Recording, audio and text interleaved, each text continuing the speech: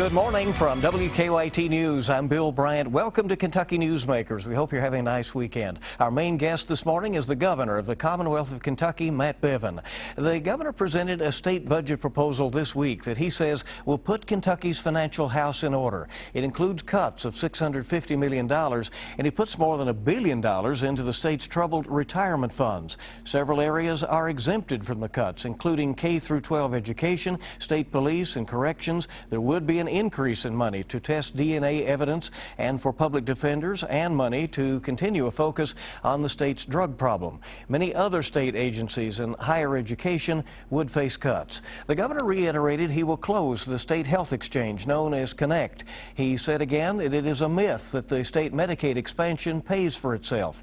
In his speech, the governor was direct. He thanked state workers for sending in him suggestions, the public as well. Governor Matt Bevin is now out talking about the spending plan that he is urging lawmakers to pass, and good enough to come by and speak with us. Thank you, Governor, for coming. Appreciate it. Happy to be here. Some breaking news as we were taping this on Friday for a weekend play. You indicated that an abortion clinic in Louisville has been closed down by your administration. That is correct. Planned Parenthood, which is not authorized to perform abortions in Kentucky, is not licensed or authorized to do so, has been doing so, we found out yesterday, for some weeks now. They decided to do this on the stealth, but then they came above board with the fact that they were doing it, thinking apparently they could do so with impunity. We shut that down. We gave them an immediate cease and desist. We said that we would seek an injunction if necessary. They have agreed to comply with the cease and desist. They have absolutely no legal recourse to stand on. They know it. We are going to hit them with the full sanction of the law as it relates to fines, and we are investigating right now the full extent of their disregard for the law. Did they indicate that they believed that they were licensed properly? They knew full well that they were not licensed. Their argument is that they had applied for a license and they figured that was good enough. But they know fully that that was not. They never got a response. They are not licensed. And they didn't even fill out the application process properly when they applied during the previous administration. Did the state government find this out through media reports? No, they came out themselves. I think they thought that we live in a day and age, Bill, where frankly Planned Parenthood, who has disregarded the law not only here in this instance in this state, but nationally on many fronts, and seems somehow to keep coming out smelling like a rose. I've made very clear we are not going to give 1 cent of the taxpayers' money to Planned Parenthood. It is not an organization that is advantageous to helping with women's health issues. We have hundreds of good women's health care providers in this state alone, and that's where our focus and our dollars are going to go. Well, let's talk about our tax dollars. You just entered the governor's office about 6 weeks ago. You had to get a budget together in a hurry, as all governors do. You have called the money that you're putting into the pension plans the heart and soul of your budget. Unfunded liabilities north of $30 billion for those retirement funds. Is that what drove the budget-making process? It did, and frankly, that $30 billion is somewhat conservative. Truth be told, I think it's higher than that if we were to consider the true liabilities that we have. But the bottom line is, until we plug those holes, we will not be able to pay for all the other things that we want to have done. There are things that we need to get done in this state that people would like to get done that we are not able to do while we have this liability hanging over our heads.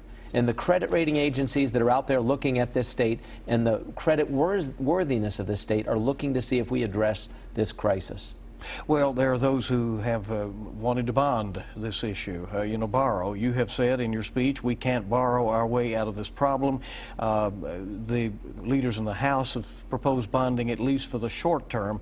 You have said no way to that. Absolutely no way. It makes no sense. And think about this real quickly, and it's important for your viewers out there to understand this. If you had done this a year ago when it was first proposed, we would have borrowed, paying interest rate of 4% to borrow $3.3 billion. So 4% on $3.3 billion is $125 million or so that we would have paid in interest for last year. We would have invested it in the stock market. Let's say we invested it in the S&P 500. That was down 1%. So now we're 5% in the hole. Oh, and we have a guaranteed rate of return that we've promised to the recipients in the KERS plan of 4%. So there's a 9% differential. 9% of $3.3 billion is $300 million. We would have not only not fixed the problem, we would be $300 million further in debt in 1 year had we done what Greg Stumbo and the Democrats were calling us to do a year ago. Had we done it then, look what's happened to the markets this year. We'd be another $500 million unfunded this year alone. It would be close to $1 billion that we would be deeper in the hole had we done this when they first asked for it. Now they're coming back asking for it again, saying it's a good idea. It's a terrible idea. Governor, to get the money for the pensions, you had to make significant cuts across the board to many parts of state government. You spared some areas, but those cuts do include many programs and the universities in Kentucky. The cuts are 4.5% now, immediately, right, for this fiscal year, and then 9% for both years of the budget. Why did you arrive at your numbers? Again, I would have loved, frankly, to have gone with higher numbers. Be honest, it would have helped us to solve this problem more quickly. But we have to temper that with what is actually doable. These numbers are numbers that could work. We looked at this closely, studied it closely. We spent hundreds of hours working on this, and this is a number that can work. People can find 9 cents out of the dollar. Everybody can live off of 91 cents out of the dollar that they lived on last year. Is that going to be desirable or easy? Not necessarily. Will it come at the expense of things that we wish we could spend money on? Of course it will. But we have to do it, and we will do it, and this will help us to shore our foundation up. Talk about some of the areas that you did exempt, K through 12, state police. Yes, the SEEK formula, all that K through 12 funding, the state police, our social workers, our frontline people who touch, corrections officers, for example, the health care insurance pool for our workers. Pretty much anything that touches our employees directly and our community directly has been exempted. The vast majority of the dollar was exempted. But there are many programs within the cabinets from which there will need to be 9 cents of the dollar taken. Colleges and universities have seen a lot of cuts in recent years since the recession began. What signals are you giving to higher ed about the expectations of them going forward? You talk about outcome-based funding. Yes, outcomes-based funding is coming to Kentucky. It will happen during our first term here. This 4 years that we've been given by the people will result in there being an allocation of all of these dollars using outcomes-based funding. The outcomes themselves will work with the university presidents. I met with them all earlier this week. After the budget, we had a call to talk about this. We'll work with them over the next 18 months to come up with the exact criteria. Starting at 18 months from now, fiscal years 18, 19, and 20, we will start to disseminate this $1 billion using outcomes-based funding. The outcomes are going to be determined by what does the marketplace want? What do employers want? What do the parents and the students themselves want when they graduate? They want to be employable.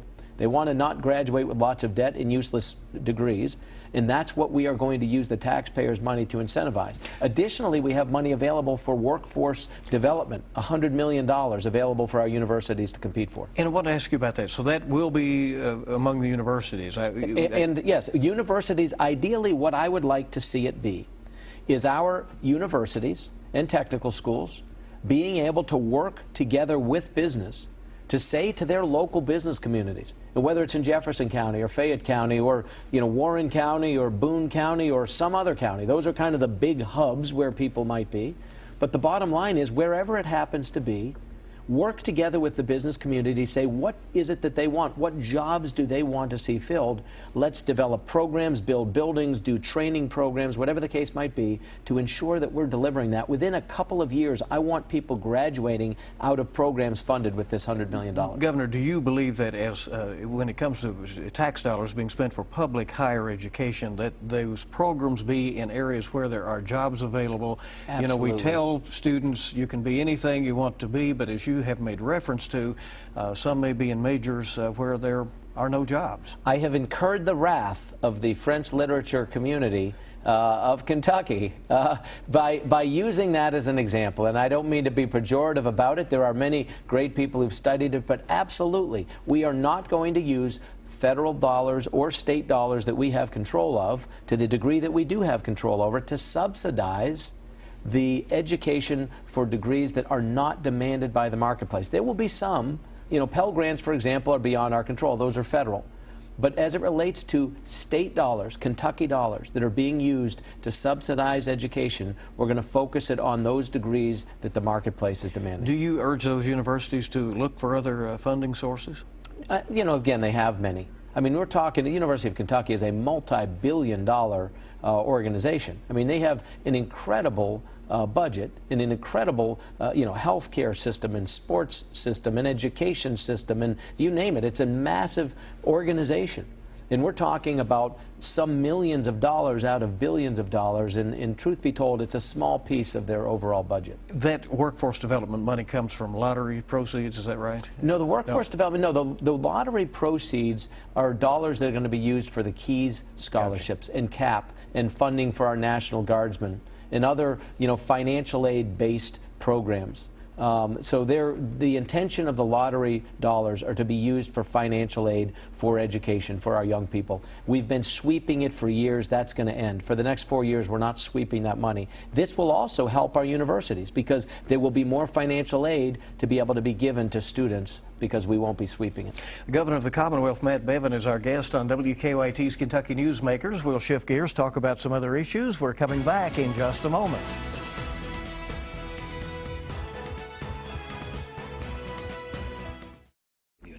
Welcome back into WKYT's Kentucky Newsmakers as we visit with the Commonwealth of Kentucky's Governor, Matt Bevin. And you're used to the title by now, right? Everybody calling you Governor. Sure, although I respond to all number of names and titles, so that's one of them. Well, during the speech the other night, a lot of people were asking afterward, and it was, on Twitter, what's wrong with the governor's hand? So what is the This deal? is a cast that I broke the trapezium, which is our vocabulary word for the day, trapezium, which is a small bone in the palm of the hand here between the thumb and the rest of the hand. And I broke it on Thanksgiving night. I was playing freeze tag in the dark with my children. I went down on a road that had some gravel on it, broke that bone. Didn't have time for a month to get it looked at. When I did, finally, I was told it was broken, and so it's in a cast and probably will be for another 2 or 3 weeks. Are you finding you have family time? Are you making sure that... I'm making sure I do. Yeah. It's important. I mean, yes. And you talked about one of the interesting things in the budget address the other night was talking about the ideas and the information that you had gotten from state employees and from the public about the lives they're living, some of the hardships some of them have in crafting time, some of them working long overtime hours, that sort of thing. Was that truly useful information to you? Tremendously so. Literally 10% of the thousands of emails we got were in regard to that specific issue. People just begging for some relief, saying, I love my job, I want to do my job, I need my job, but it's killing me and it's destroying our family and we need to have a life. And you bet I heard that loud and clear. Loud and clear. You spoke of working together, made reference to the state motto, and said that people will get tired of hearing you say that, and yet when you take a position, you take a position and stick to your guns very often. What should people know in dealing with you over the next 4 years as far as your decision-making process? A couple of things. Number one, if I tell you I'm going to do it, I'm going to do it. I mean, I was raised that my word is my bond. My Christian faith is the cornerstone of my decision-making process, and I believe that your yes should be yes and your no should be no, and that's just my value system. Also, people should know that I'm a person who gathers information. I will listen to everybody and anybody, and I will take their opinions and I will consider it. I will debate with them. I will have my opinion changed when it should be changed, and I will not have it changed when it shouldn't be. But I will ultimately gather information, and then what is, in my estimation, the best decision to be made is what I'll do. I'll make command-level decisions, as we used to call them when I was in the military. And you indicate you have made your decision about Connect. You're going to shut it down. I have, yes. And you have said that you do not believe the estimates of it costing $23 million to close down. That's correct. This number was given to us by the very same people who've given us a lot of bad information. So I won't even name them at this point. They know who they are.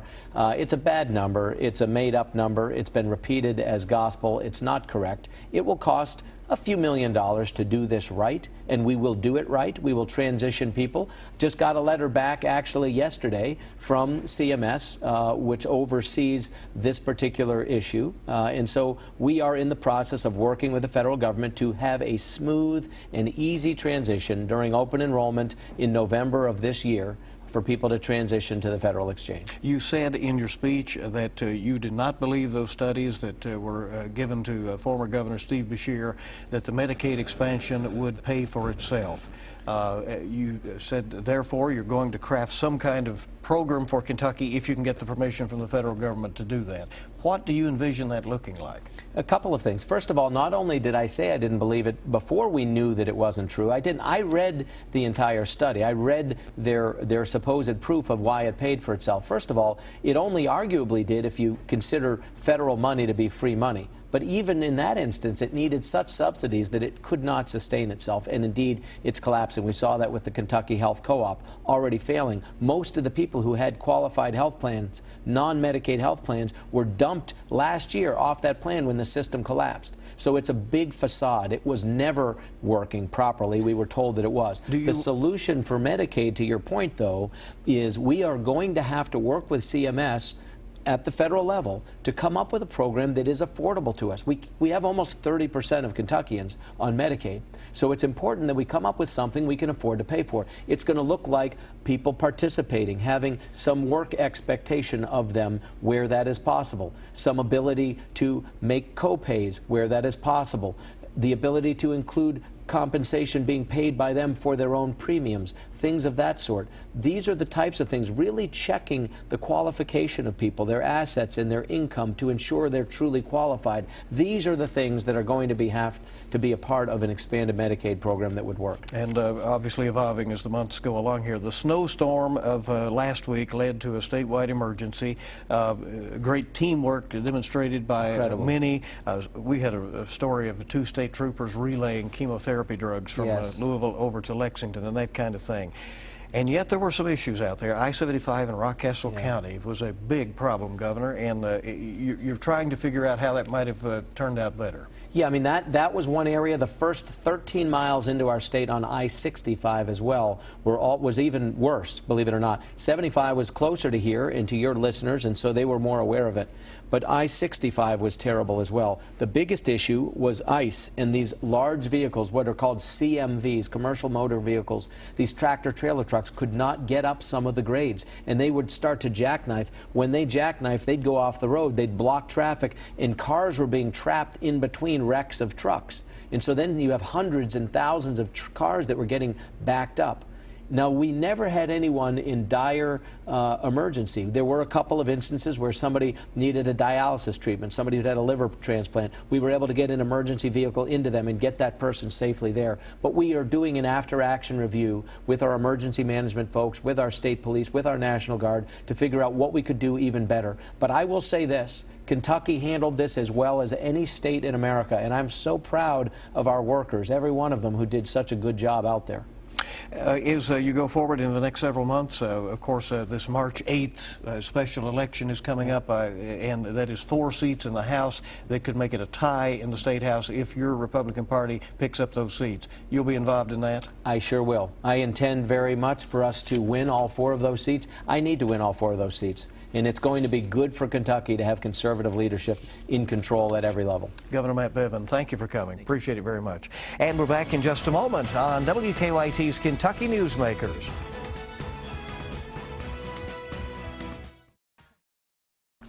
Welcome back to WKYT's Kentucky Newsmakers. We're joined now by Bill Owen, who is president and CEO at Lexington Center. It runs Rupp Arena, the Convention Center, and the Opera House. Governor Bevin, who was just with us, has allocated $60 million in his proposed budget for an improvement project at Lexington Center. Next week, Saturday, February 6th at noon, Super Bowl Saturday, we'll be airing a documentary on WKYT about how Rupp Arena was built in the first place. It takes you through the political, business, and real estate moves that it all took to pull it off in the 1970s. It's called Game Changer. Again, it is next Saturday at noon, and I have seen it, and it is very interesting. And Bill Owen is here, and it's good to see you. Thanks for coming. Thank you for having me. What will people see when they watch Game Changer? Well, how the video came to be is a little bit of an interesting story. A couple of years ago, the Lexington Center Board wanted to recognize the remaining board members, original board members. There were 4 living at that time, still are,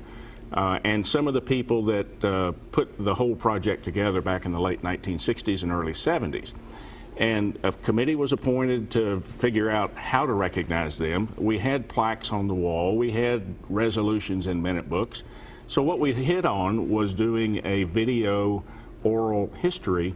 Long story short, 16 people that were involved with the project 40 years ago were interviewed, and over 16 hours of videotape collected, which Arthur Rouse did a terrific job editing down to about a 56-minute documentary that explains, and it gives you the whole history of the relationship with the University of Kentucky, how RUP was conceived, how the convention center and the shops were added to the project. Talks about rescuing the Opera House, which was doomed for demolition in the 1970s. So it's a really fascinating story. If anyone who lived in Lexington through that period has an interest in University of Kentucky basketball or an interest in downtown and Lexington's history, is going to want to see it. I came away from it amazed that Rupp Arena ever happened. Because you have so many elements going on. There were so many real estate issues to work through. There were business issues to work through. UK President Otis Singletary apparently was hard to win over to the project, right? Absolutely, and that's part of the fascinating story. A group of people that named themselves the Alley Cats because they were in a back alley of Memorial Coliseum trying to get tickets and access, and to go from 11,500 seats to 23,000. That really opened the door for, and then, you know, the television and broadcast. You had to stay up till 11:30 and watch replays on WKYT to see them on television. It's said during the course of the program that had today's open meeting laws been in place, it's very questionable whether this could have been pulled off. Well, I won't comment on that. You know, that the original founders, and I'll trust that those men and women that put the project together have a recollection and a perspective on that.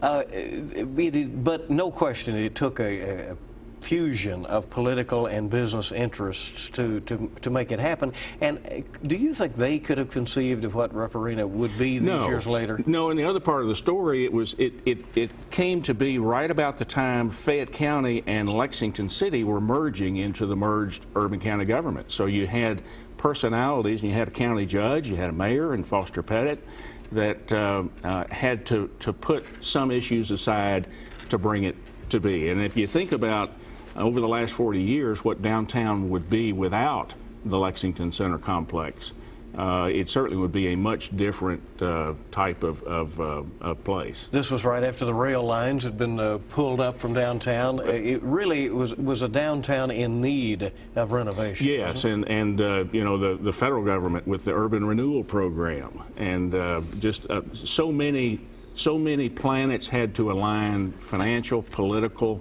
relationship, and so many things, and it's well worth the hour watching it. One thing you'll learn during it is that there was one time a proposal to put the jail where Triangle Park is. That's one of the fascinating elements that came out of that 16 hours of interviews.